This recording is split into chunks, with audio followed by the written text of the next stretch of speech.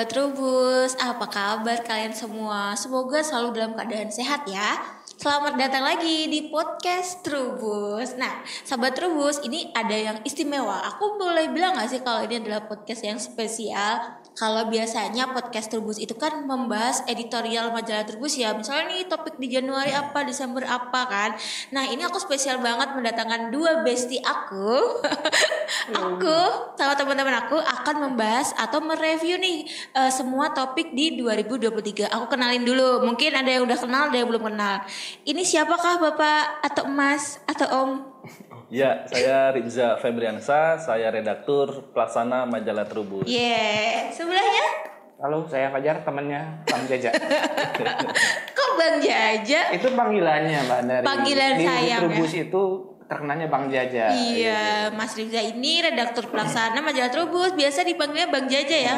Ya. Betawi punya ya? Iya, betul. Nah, kalau Mas Fajar Ramadan ini adalah penanggung jawab rubrik Satwa Sayuran. Satwa dan Sayuran. Nah, sahabat Trubus, kita pengen review nih di 2023 itu kita membahas apa aja yang jadi headline-nya. Kenapa? Karena itu penting nih sahabat Trubus untuk meneropong kembali nanti di 2024 itu apa sih yang ngetrend. Nah, sebelum kita menentukan apa yang ngetrend di 2024, makanya penting bagi kita untuk review lagi nih, balik lagi ke setahun belakangan apa saja yang kita bahas nih Mas Fajar dan Mas Rizza. Aduh, lidahku keluh kalau manggil Mas Rizza. Nah, kita mulai di Januari 2023 ya Mas Fajar dan Mas Rizza. Oke. Nah, biasanya kita bahas apa sih di awal tahun gitu?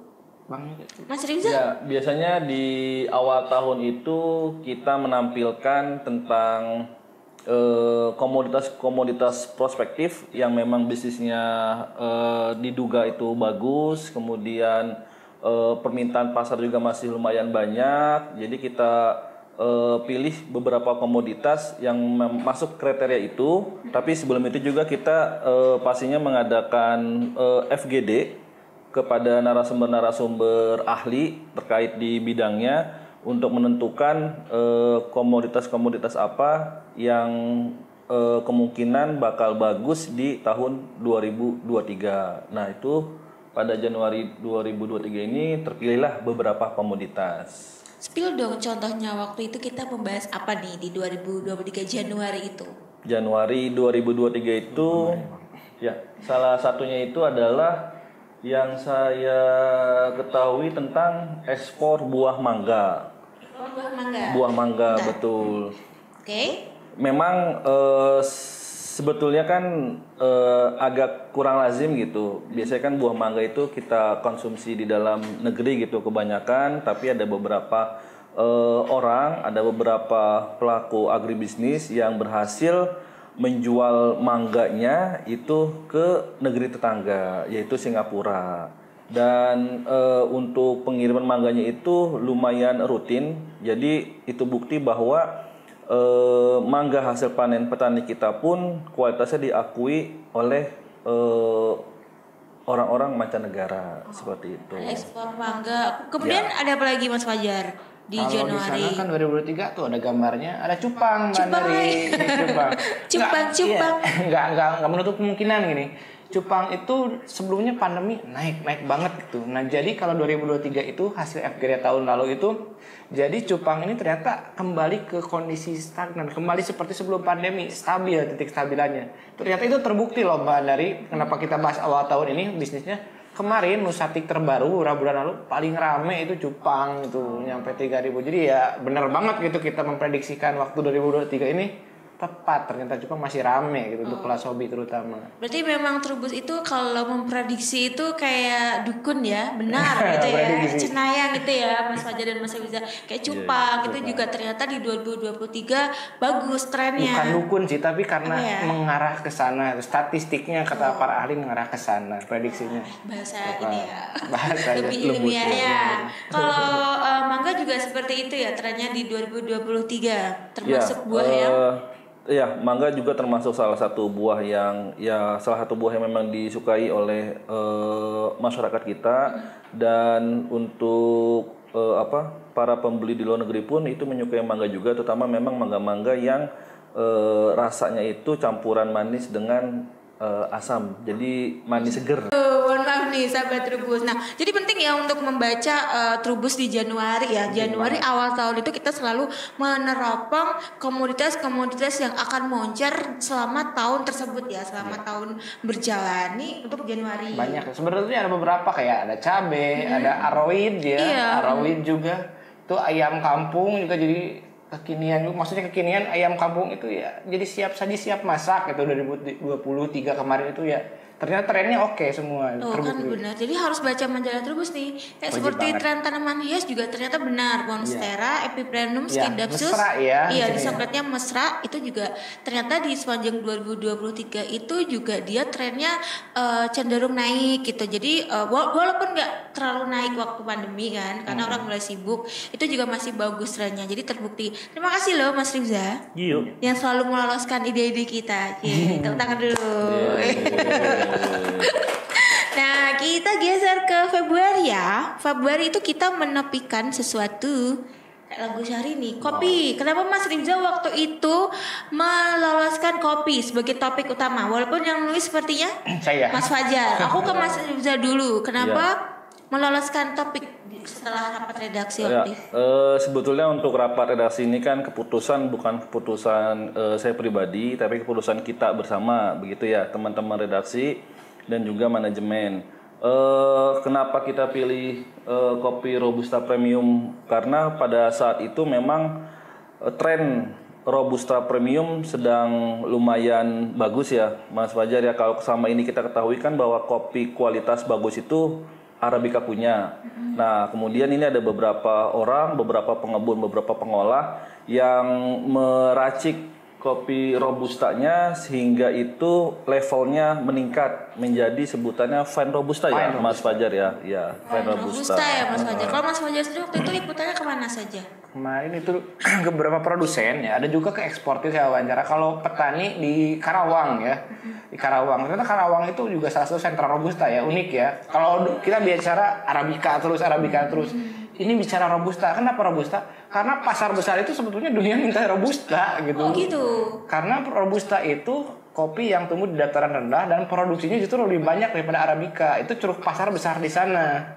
Sehingga kami ajak si robusta itu naik kelas. Jadi robusta itu bukan kopi katakanlah produksi massal ya. Kalau dibikin sebagus mungkin, kualitasnya jadi fine robusta, harganya juga meningkat. Ini udah nyampe Timur Tengah juga. Berapa? Oke, masih di bawah Arabica ya, ratusan ribu, tapi kan kalau di angka 30-40 ribu kan rata-rata 20 ribuan misalnya, itu udah peningkatannya 100% banget loh gitu. Fine robusta itu nyampe ke Mesir, Timur Tengah. Orang-orang Timur Tengah lebih doyan robusta Dibanding Arabica. ada kulturnya seperti itu. Ini kita ulas juga, eksportir juga ada dari Sumatera eksportirnya. Wah, Sumatera. Oh, sepertinya kalau kita mengangkat topik tertentu itu sebenarnya benar-benar out of the box ya. Iya. Kalau media lain belum membahas, kita sudah membahas sedetail itu tentang Spesifik. Robusta Premium gitu. Premium. Orang kan taunya Arabica yang keren. Maksudnya bukan keren sih, maksudnya Emang keren Iya sih, emang keren Arabica. sih. Ya itu ternyata Robusta pun Bisa bisa, diperlakukan. namanya Robusta Premium. Fine Fine Robusta. Kalau Mas Rizal suka yang Fine Robusta atau Arabica atau suka yang kopi saset? Oh, saya suka kopi Arabica. Masih Suka Arabica atau Arabica? Mas Fajar? Saya jawab gratis lagi ketawa. Keduanya saya suka ngopi gitu, ngopi. Jadi kalaupun sebenarnya ada gaya minum juga sih. Arabica cocoknya kapan, robusta kapan? Kapan? Saat Nanti awal bulan saya ngopi Arabica karena memang saat akhir bulan saya robusta. Dia Tapi semuanya enak ya. tergantung kantong ya. Tergantung kantong. Semuanya enak kopi Indonesia itu, semuanya enak. luar biasa ya jawabannya ya. Emang ada waktu tertentu. Arabica di awal bulan, Robusta di akhir bulan. Terima kasih loh Sama-sama. inspirasinya. Tapi keren ini pasar yang sangat keren, pasar banget. besar Karena robusta. kita mau menopikan atau meng-highlight sesuatu itu yang sebenarnya orang lain belum tertarik ya. Iya, robusta. Baru ya. mengangkat hal itu, kita sudah mengangkat duluan. Ini risetnya lama banget. Ya, itu merupakan hasil kerja keras kita semua untuk penelusuran topik, informasi-informasi awal, dan juga tentunya saat peliputan. Jadi semua ini adalah buah kerjasama yang kompak. Cie, sebentar. Gak apa-apa ya kalau saya guyon. Mengimbangi aja bapak ini serius. Ini bapak serius banget nih Mas Riza. Gak apa-apa. Aman. Saya kayak ketemu caleg gitu ya. Mau nyalek Mas. Enggak. Oke, selanjutnya kita geser lagi ya. Di Maret kita membahas apa Mas? Wow. Durian lokal unggul di 4 sentra. Kenapa 4 sentra waktu itu ya? Kenapa 4 sentra, Mas Fajar? Dilempar. Oke. Jadi gini, 4 sentra itu ada keunikan. Kita itu kan ada 4B istilahnya kan.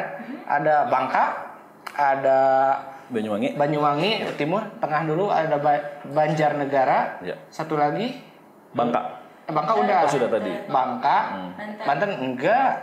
Banten. Satu lagi Banyumas,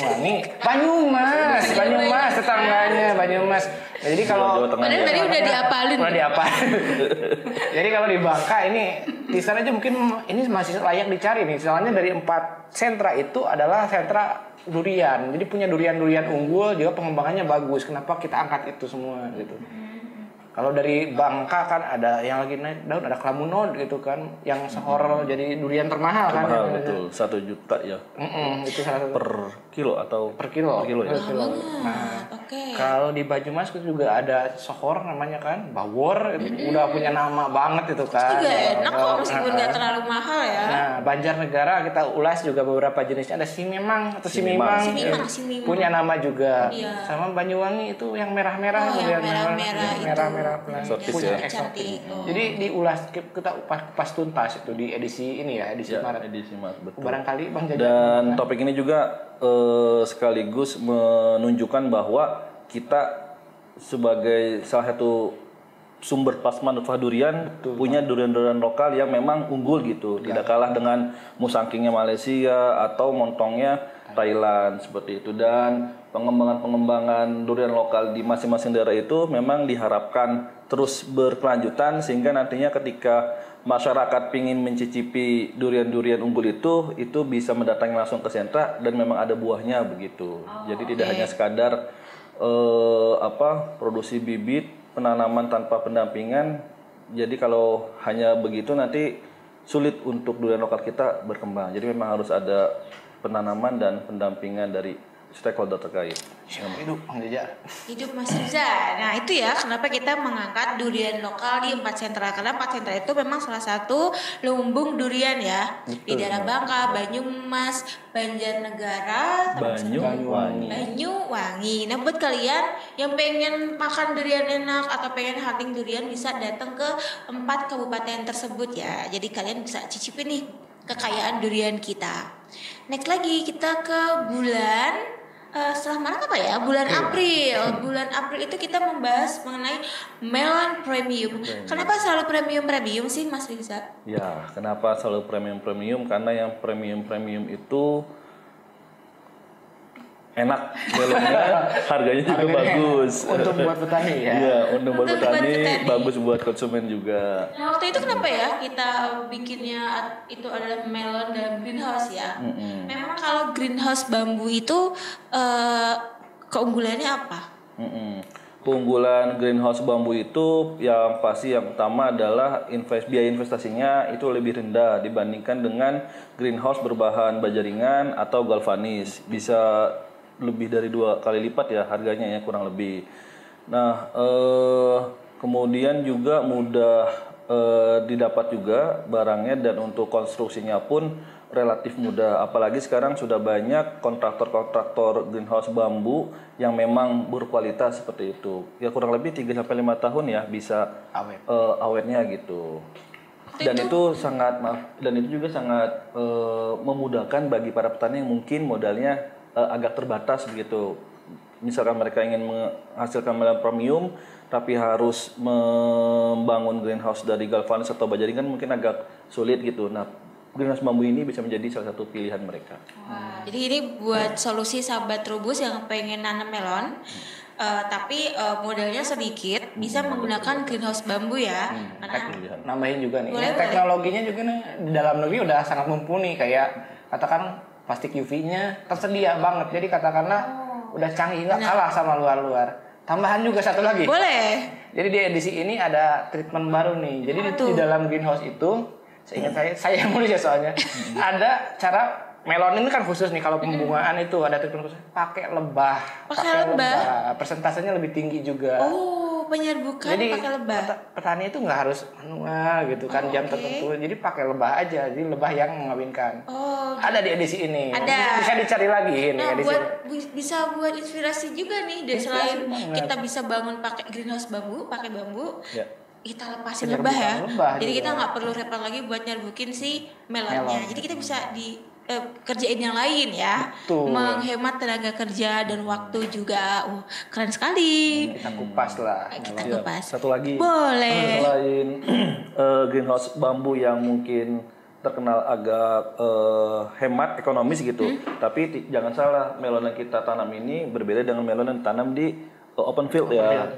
Jadi harganya bisa lebih tinggi dibandingkan dengan harga melon yang ada di open field seperti itu. Jadi petani pun dapat uangnya lebih banyak ya, karena melonnya lebih bagus, lebih bagus, produksinya pun relatif lebih baik dibandingkan dengan itu ya, dibandingkan dengan open field.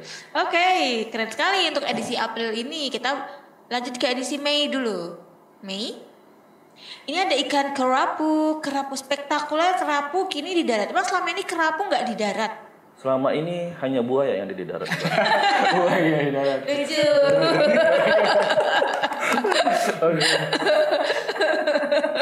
Oke, kenapa kerapu?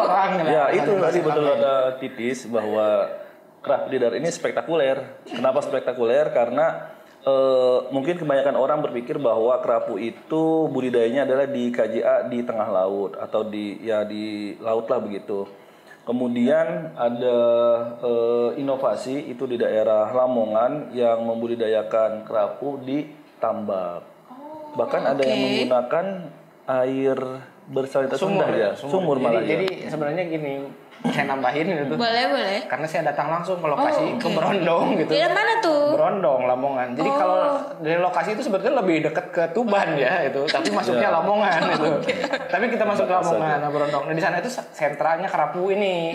Jadi kalau dulu kan di KJA ya bang. Nah ini di tambak-tambak gitu. Apalagi ada satu kasus nih, namanya Pak Munawir kalau nggak salah. Dia itu dari sumur bor. Jadi Jadi dari sumur bor itu airnya payau, nggak pure air laut gitu. Nah ternyata kok kerapu masih bisa gitu, optimal di sana. Jadi kenapa ini kita tulis kerapu kini darat? Jadi ternyata bisa dibawa ke darat yang pinggiran-pinggiran itu. Tapi dari segi rasa, kualitas produksi kayak gitu gimana mas? Nggak berubah karena kan kita udah merasakan sendiri kan. Iya. Kita jalan-jalan. Oh Bang Jajang nggak ikut ya? Oh yang di Cibubur. Yang di Cibubur itu. Ada Bagaimana ibu sendiri? Enak sekali.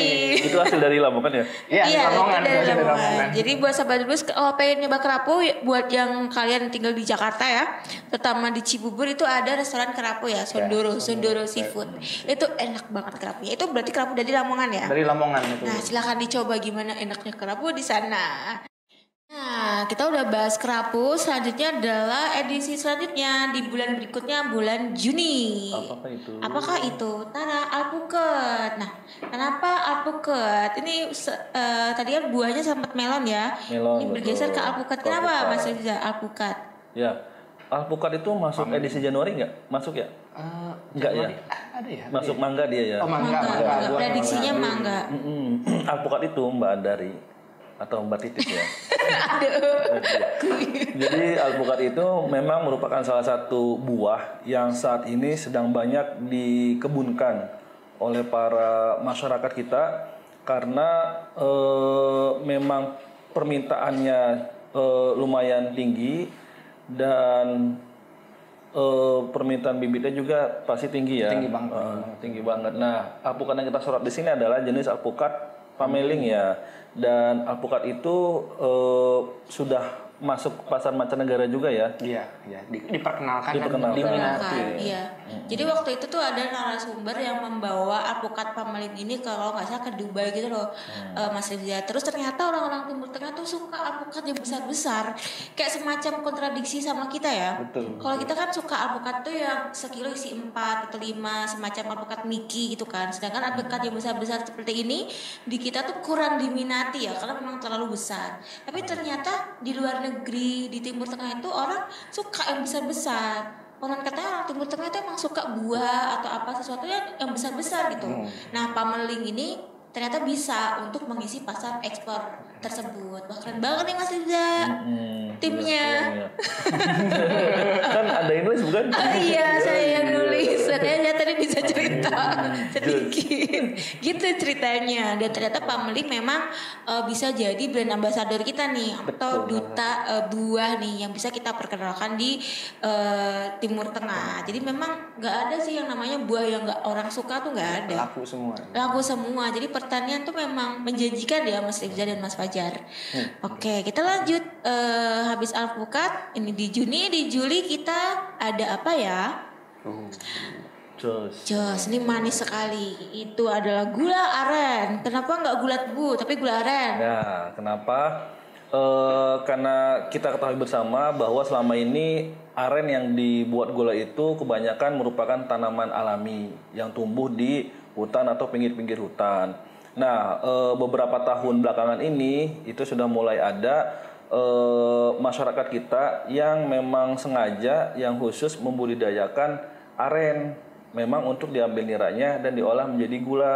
Hebatnya lagi, selain beliau menanam, mengolah, memproduksi gula, beliau pun berhasil mengekspor gula arennya ke mancanegara. Waduh, keren sekali. Iya, Mas Fajar mungkin lebih tahu karena beliau sendiri yang langsung wawancara.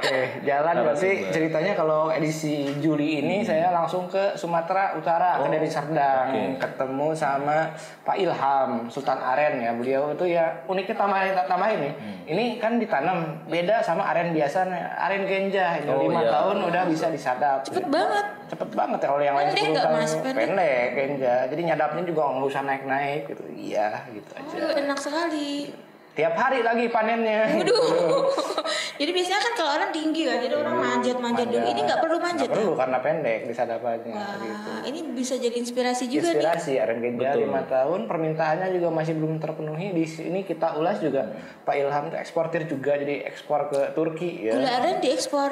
Ekspor dalam bentuknya gula semut ya. Jadi ada gula semut yang nilai tambahnya lebih tinggi juga. Wah, ternyata lini perkebunan pun bisa menghasilkan cuan ya. Nggak cuma hortikultura atau pangan. Sahabat Rubus kalau punya aren, terutama teman-temannya di Sumatera, Kalimantan, atau Papua. Iya, tambahan ini sebenarnya aslinya Kalimantan, cuma pengembangannya di Sumatera. Kutim. Kutai Timur. Pengembangannya di Sumatera Utara. Iya, salah satu sentranya. Harus dijaga nih plasmanufaatnya, ternyata bisa juga menghasilkan uang, bisa diekspor ke Turki. Artinya bagi teman-teman yang punya lahan nganggur barangkali aren bisa menjadi salah satu pilihan begitu untuk menjadi peluang bisnis teman-teman begitu. Apalagi aren ini juga bisa ditumpang sarikan ya dengan beragam tanaman begitu. Jadi sambil nunggu arennya berbuah perdana, kita bisa mengambil panen dari tanaman tumpang sarinya seperti kacang-kacangan, pisang, cocok sampai apalagi tanaman yang belum menghasilkan kan, belum rimbun itu udah space seperti itu cocok buat tuh. Tambahan lagi di Kota Medan. Apa lagi nih? Ini orang Medan nih kayaknya. Yang enggak, belum. Jadi ke sana itu ternyata di tengah kota masuknya ya, ada yang mengembunkan ini aren genja, yang dijual itu niranya. Nira arennya laku di sana, itu kan panas banget nih. Jadi nira itu segar, tapi memang sih panen sehari langsung habis itu untuk nira aren itu langsung. Enak. Iya, enak banget, seger tuh.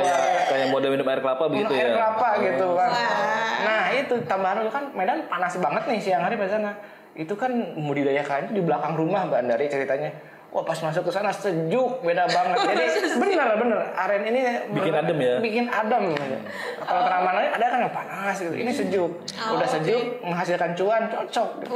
Wah, boleh tuh tanam aren ya. Seperti kata Mas Rifza tadi, kalau punya lahan kosong, aren bisa jadi pilihan. Selanjutnya edisi Agustus.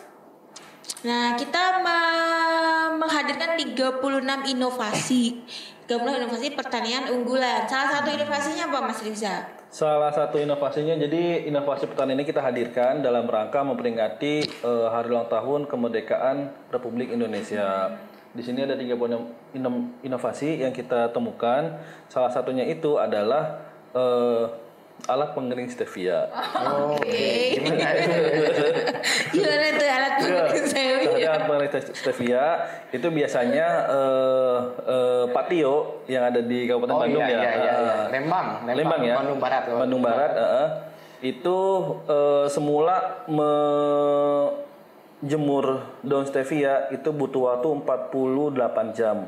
Nah, dengan alat pengering stevia karya salah satu profesor di ITB, itu beliau hanya memerlukan waktu sekitar 8 jam. Dengan kualitas daun stevia yang lebih bagus karena tertutup ya bentuk oven, kalau di luar kan itu terpapar debu segala macam. Jadi dengan waktu yang lebih cepat, kualitas daun pun relatif lebih bagus seperti itu. Selain alat pengering stevia ada apa? Saya bahas sesuai covernya nih, ada jeruk jeruk. Kembali lagi saya ke Sumatera Utara. Iya, ini lama-lama KTP pindah nih ya dari Jawa Barat ke Sumatera Utara. Jalan ke Sumut nih. Sumut di sini ketemu sama Bang Parna, dia itu salah satu petani muda juga, jadi dapat bantuan dari salah satu, boleh nyebut merek enggak?